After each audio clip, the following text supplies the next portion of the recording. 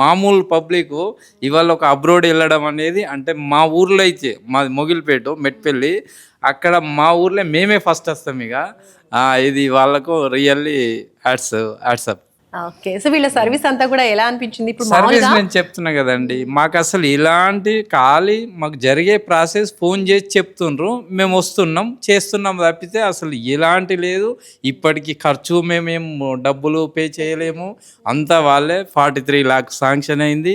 మామూలుగా ఆడపిల్లని బయటికి పంపించాలంటేనే చాలా ఆలోచిస్తారు పేరెంట్స్. ఇది అవును. అలాంటిది మీరు అవుట్ ఆఫ్ ఇండియా పంపించాలి అనుకున్నప్పుడు అసలు మీ ఐడియానా తన ఐడియానా? ఎవరికి అంటే ఇక ఇంట్రెస్ట్ అది ఉండింది? కంప్యూటర్ సైన్స్ బీఎస్సీలో ఇక నాకు గిట్లా డాడీ నేను వెళ్తా అన్నది. ఇక దాంట్లో నాకు కూడా ఫస్ట్ అదే భయం ఉండే. మా కో బ్రదరు యుఎస్ఏలో ఉంటాడు, ఇక కొద్దిగా మాకు దగ్గర యూనివర్సిటీ, ఇక వీళ్ళకు మళ్ళీ నేను చేసి అది ప్రాసెస్ అంత అయినాక మళ్ళీ దాన్ని క్యాన్సిల్ చేసి మళ్ళీ ఇప్పుడు యుఎస్ఏకు పెట్టుకున్నాం.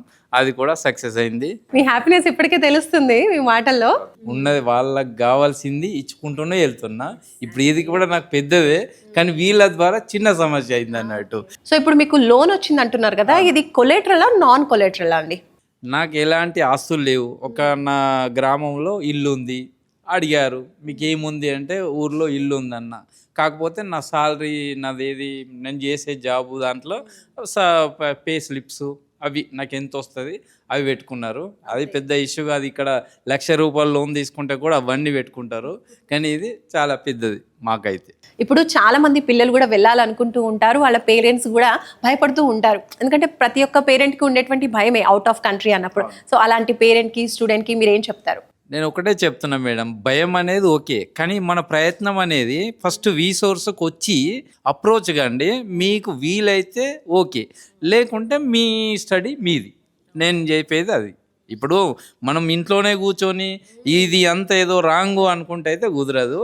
దయచేసి చదవాలనుకునే పిల్లలకు భవిష్యత్తు ఇవ్వాలనుకునే తల్లిదండ్రులు ఖచ్చితంగా వచ్చి ఒకసారి సోర్స్ వల్ల చూడండి అంతే. ఇక్కడ వచ్చి చూస్తే మీకు అర్థమవుద్ది ఏం జరుగుద్ది ఏంటి అనేది. సూపర్ అండి. Okay, thank you so much అండి. Thank you.